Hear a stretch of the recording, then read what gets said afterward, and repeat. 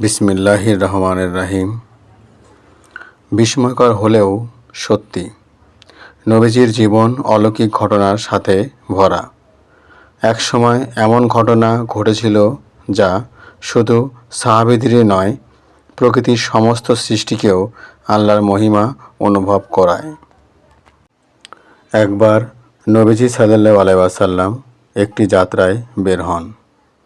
পথে হঠাৎ একটি নেকড়ে, যা সাধারণত মানুষকে ভয় দেখাতো, তার দিকে এগিয়ে আসে। কিন্তু আশ্চর্যের বিষয়, নেকড়ে কোনো আক্রমণ বা ভয় দেখাতে আসে নাই, বরং সে দাঁড়িয়ে দাঁড়িয়ে নবীজিকে দেখে এবং বলল, তুমি আল্লাহর রাসূল। এই ঘটনা কেবল একটি অবিশ্বাস্য মজেজা নয়, এটি আমাদের জন্য গভীর মারিফাতের শিক্ষা বহন করে। ভাবুন তো, একটি বন্য জন্তু যা প্রকৃতির নিয়ম অনুযায়ী মানুষকে ভয় দেখায়, তা মুহূর্তে আল্লাহর হুকুমে প্রশান্ত হয়ে যায়। এটি আমাদের শেখায়, প্রথমত, আল্লাহর শক্তি সর্বত্র, মানুষেরই নয়, পশু পাখি প্রকৃতি সকল সৃষ্টির হৃদয় আল্লাহর নির্দেশে মগ্ন হতে পারে। দ্বিতীয়ত, নবীজির মর্যাদা ও নেকড়ের স্বীকৃতি। প্রকৃতির প্রতিটি সৃষ্টির কাছে নবীজির উপস্থিতি আল্লাহর এক নিদর্শন। তৃতীয়ত, শান্তি ও নম্রতার শিক্ষা।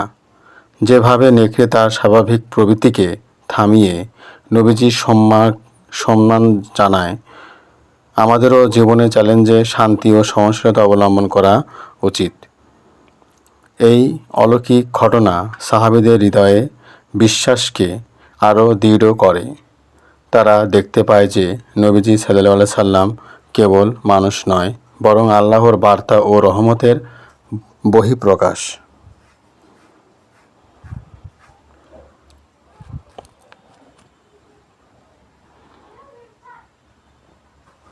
প্রিয় দর্শক, এই আশ্চর্যজনক ঘটনা আমাদের মনে করিয়ে দেয় যে নামাজ, দোয়া ও নৈতিক জীবন আমাদের অন্তরের ভেতরেও আল্লাহর নূর প্রবাহিত করতে পারে।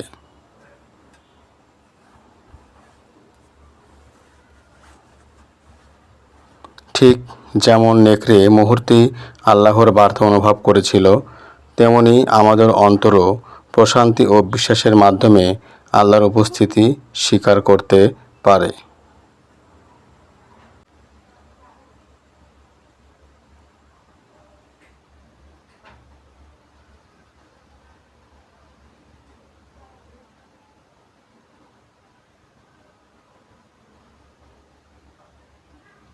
প্রকৃতির প্রতিটি সৃষ্টির উপর আল্লাহর নিয়ন্ত্রণ রয়েছে। নবীজির মর্যাদা কেবল মানুষের কাছে নয়, সৃষ্টির প্রতিটি প্রাণীর হৃদয়েও আল্লাহ প্রদর্শন করেন। বিশ্বাস ও শান্তি জীবনের প্রতিটি ক্ষেত্রকে আলোকিত করতে পারে।